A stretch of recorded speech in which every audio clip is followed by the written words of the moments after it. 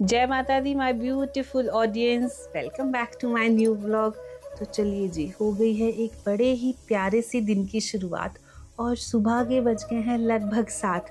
तो मैं भी अपनी प्यारी सी नींद को रूम में बंद करके अपनी इन सूजी हुई आंखों को ठंडे ठंडे पानी से धोकर आ चुकी हूँ किचन में, क्योंकि मुझे निभाना है एक माँ होने का फ़र्ज।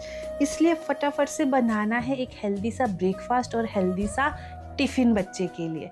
तो सबसे पहले तो अपने पीने के लिए पानी गर्म होने के लिए रख देते हैं और साथ ही में कढ़ाई पर थोड़ा सा तेल गर्म होने के लिए चढ़ा देते हैं। वो इसलिए क्योंकि आज मेरी मदर इन लॉ ने बहुत सारी तैयारियां पहले से ही करके रखी है। तो वो देख के मुझे ऐसा लग रहा है कि जैसे आधा काम हो चुका है। आटा बढ़िया से गूंथा हुआ है, बिल्कुल सॉफ्ट सॉफ्ट सा, मसाला पूरा छिला हुआ है, ये हरी भरी सी भिंडी भी कट के रेडी है। बस मुझे एक अच्छा सा सिंपल सा देसी सा तड़का इसमें लगाना है। तो बस सुबह सुबह अगर इस तरह से छोटी छोटी सी हेल्प मिल जाए ना, तो ऐसा लगता है जैसे कि आधा काम हो चुका है। तो बस यहाँ पे दूध भी गर्म हो रहा है और साथ ही में तेल भी गर्म होने के लिए रखा हुआ है। तो चलिए उतनी देर में फटाफट से मन्नत के टिफ़िन जो सूख चुके हैं शाम के धोए हुए, इनको रख लेते हैं साइड में और एक एक करके इनको पैक करना शुरू करते हैं। सबसे पहले तो अपने लिए पीने के लिए पानी निकाल लेते हैं, क्योंकि ये काम तो सोकर उठकर एकदम हो जाना चाहिए।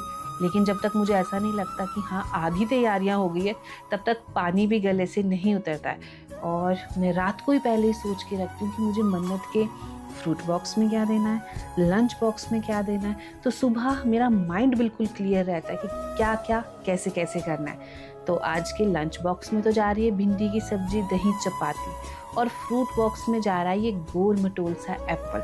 तो बस अब इस एप्पल को अच्छे से वॉश करके छील कर मैं इस तरह से कट कर रही हूँ ताकि मन्नत इजीली फॉक का इस्तेमाल करके इसे खा सके, क्योंकि स्कूल में इसे हाथों से खाना अलाउड नहीं है।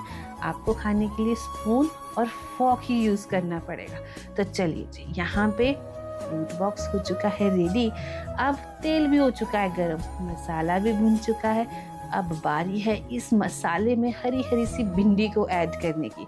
तो चलिए जी, अब यहाँ से आगे का प्रोसीजर मम्मी हैंडल करेंगी, क्योंकि वहाँ से मुझे मन्नत की आवाज़ आ गई है और हमारी चुटकी उठ चुकी है। और सोकर उठकर उसे सबसे पहले एक तो अपनी मम्मी की शक्ल देखनी होती है और मम्मा के साथ बहुत सारी बातें करनी होती है, बहुत सारे प्रॉमिसेस लेने होते हैं। तो सोते समय भी इसको एक प्यारी सी स्टोरी सुनानी पड़ती है और सोकर उठने के बाद भी मुझे एक स्टोरी बिल्कुल रेडी रखनी पड़ती है ताकि इसे पूरा दिन एक्साइटिंग सा लगे।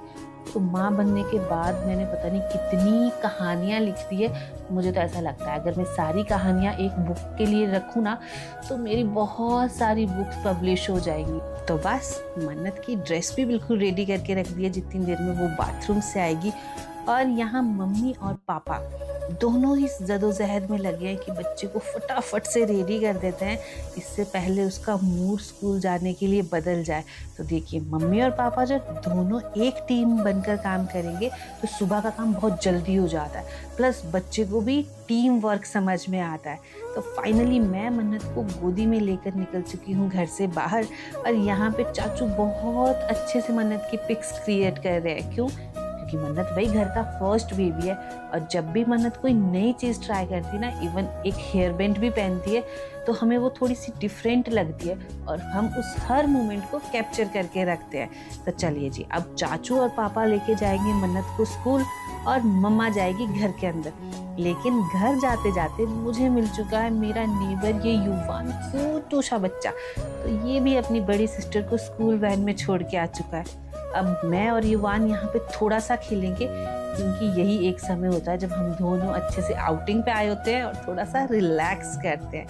युवान के साथ थोड़ी देर मस्ती करने के बाद अब बारी है एक हेल्दी सा ब्रेकफास्ट करने की, क्योंकि पेट में जो महाशय है ना, वो भी काफ़ी देर से तड़प रहे हैं। और वो बोलते हैं ना कि सुबह का ब्रेकफास्ट बिल्कुल एक शेर की तरह करना चाहिए। तो आजकल मैं उस चीज़ को बहुत अच्छे से फॉलो कर पेट पूजा करने के बाद अब बारी है इस मेसी से हाउस को सेटल डाउन करने की। तो सुबह सुबह इतनी जल्दी जल्दी मची रहती कि सारा सामान अपनी जगह से अस्त व्यस्त रहता है। तो चलिए, यहाँ पे डाइनिंग टेबल हो चुका है अच्छे से क्लीन, चीज़ों को कर दिया है बहुत अच्छे से सेटल। और ये काम अब ऐसे हो गए ना कि रोज़ दिन में 2 से 3 बार करने ही पड़ते हैं। छोटा सा घर है, लेकिन इसी को समेटने में पूरा दिन कब चला जाता है पता ही नहीं चलता। तो मुझे तो इसलिए यही एडवाइस सबको देनी है कि बड़े बड़े घर मत बनाइए, उन्हें छोटा ही रखिए। बस 2 से 3 कमरों का घर ही बिल्कुल सही रहता है सेटल डाउन करने के लिए।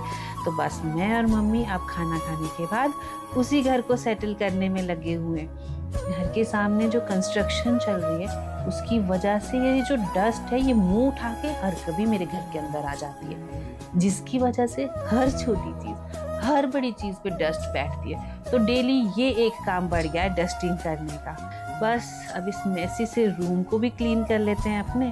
और बाहर इतनी अच्छी धूप खिली हुई है, तेज़ धूप, कि धूप सेकने का मन तो करता है, लेकिन 5 मिनट के लिए भी अगर धूप में बैठ जाओ ना तो सिर फटने लगता है। और मेरे इन छोटे छोटे हरे भरे पौधों को देखिए आप, दिन में 2 बार इन्हें पानी देना पड़ता है, वरना इनका भी हाइड्रेशन लेवल कम हो जाता है। सामने से जा रही है हमारे शिमला की शान, यानी कि ये शिमला काल का टॉय ट्रेन, जो अलग ही अट्रैक्ट करती है लोगों को। तो चलिए जी, बाहर की अब खूबसूरत नज़ारे देख लिए बहुत, अब समय है वापस से घर के अंदर समेटने का। तो आज हमने किचन के कुछ कैबिनेट्स को खाली किया है ताकि उनमें अच्छे से हवा क्रॉस हो सके।